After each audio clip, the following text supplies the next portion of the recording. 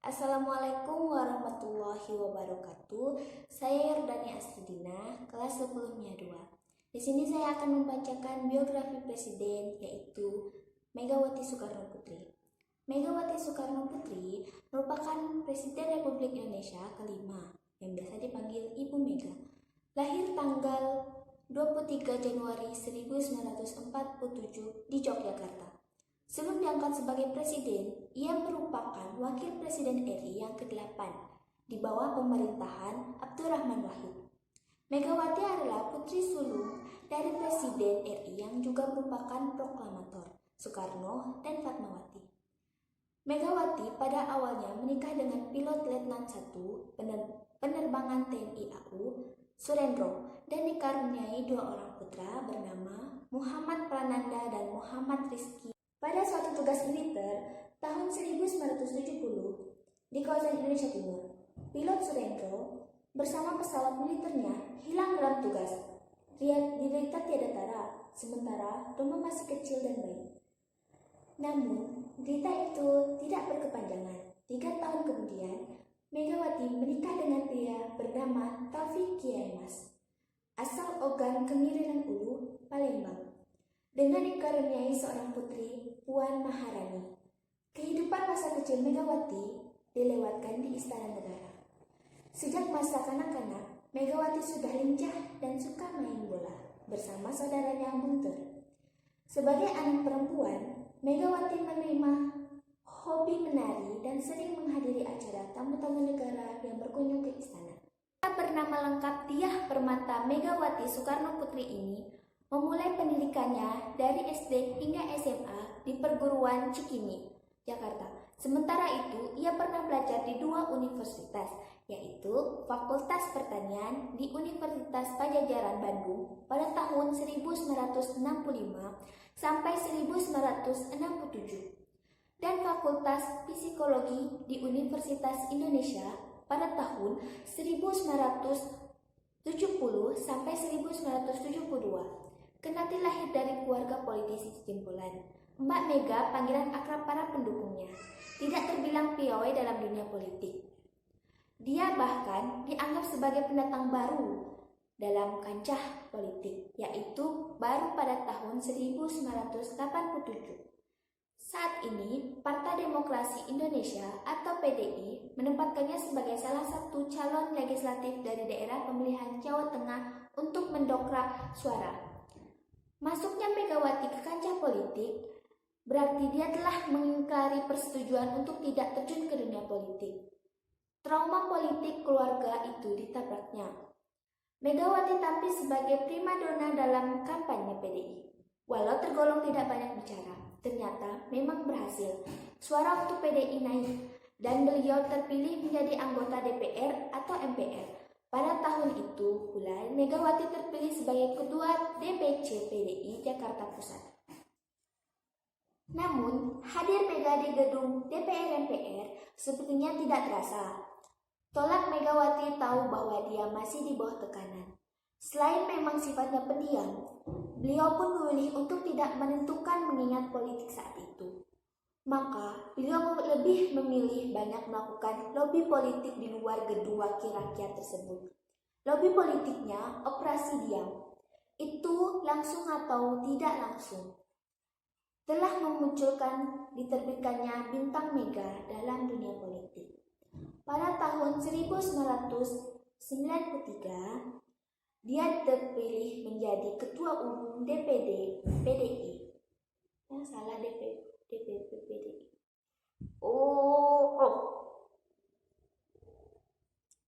Namun, hadir Mega di gedung DPR MPR sepertinya tidak terasa. Tolak Megawati tahu bahwa dia masih di bawah tekanan. Selain memang sifatnya pendiam, beliau pun memilih untuk tidak menentukan mengingat politik saat itu. Maka, beliau memilih lebih banyak melakukan lobi politik di luar gedung wakil rakyat tersebut. Lobi politiknya operasi diam, langsung atau tidak langsung, telah diterbitkannya Bintang Mega dalam dunia politik.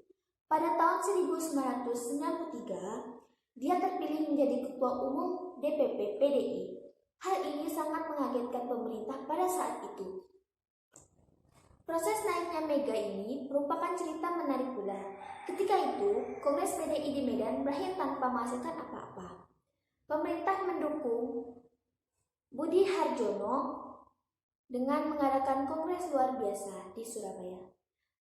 Pada kongres ini, nama Mega muncul dan mengungguli Budi Harjono, kandidat yang didukung oleh pemerintah. Mega terpilih sebagai Ketua Umum PDI. Kemudian status Mega sebagai Ketua Umum PDI diperkuat lagi oleh Musyawarah Nasional PDI di Jakarta.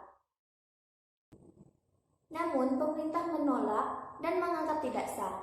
Karena itu, dalam perjalanan berikutnya, pemerintah mendukung kekuatan mendongkel Mega sebagai Ketua Umum PDI. Fatimah Ahmad, CS atas dukungan pemerintah, mengadakan Kongres PDI di Medan pada tahun 1996.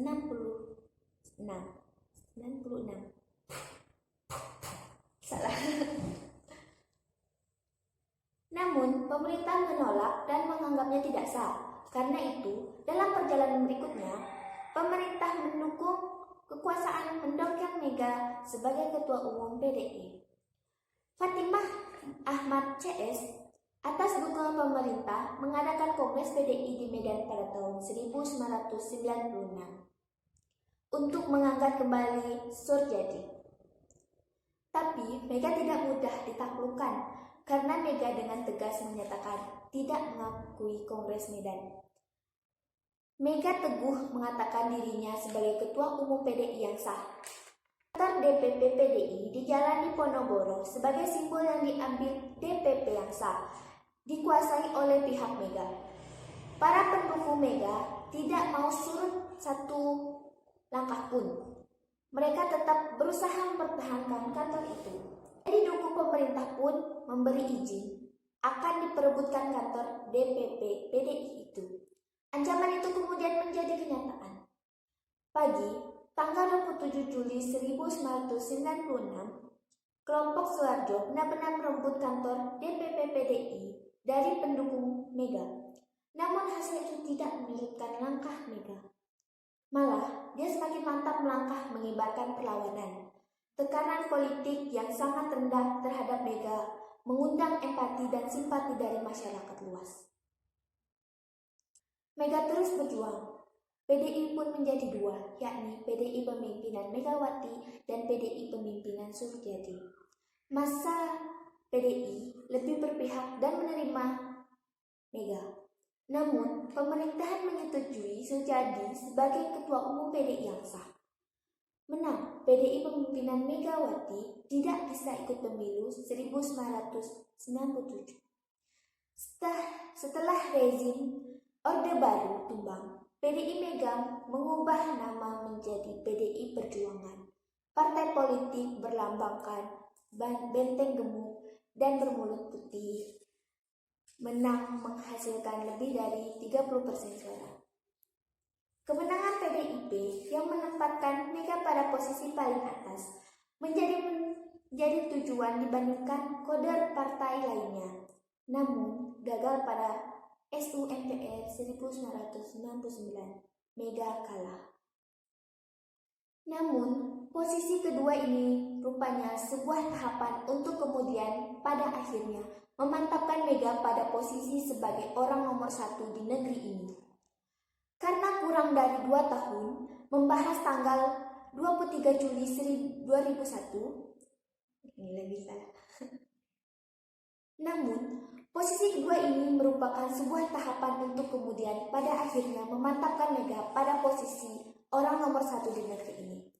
Karena kurang dari 2 tahun membahas tanggal 23 Juli 2001, anggota MPR menggunakan aklamasi Megawati duduk sebagai Presiden RI kelima menggunakan Ki Haji Abdurrahman Wahid. Megawati menjadi presiden hingga 20 Oktober 2003. Setelah habis masa jabatannya, Megawati kembali mencalonkan diri sebagai presiden dalam pemilihan presiden tahun 2004. Namun, dia gagal kembali menjadi presiden setelah kalah dari Susilo Bambang Yudhoyono yang kemudian menjadi Presiden RI ke-6. Sekian penyampaian saya tentang biografi Presiden RI yang kelima, yaitu Ibu Megawati Soekarno Putri. Akhir kata, wassalamualaikum warahmatullahi wabarakatuh.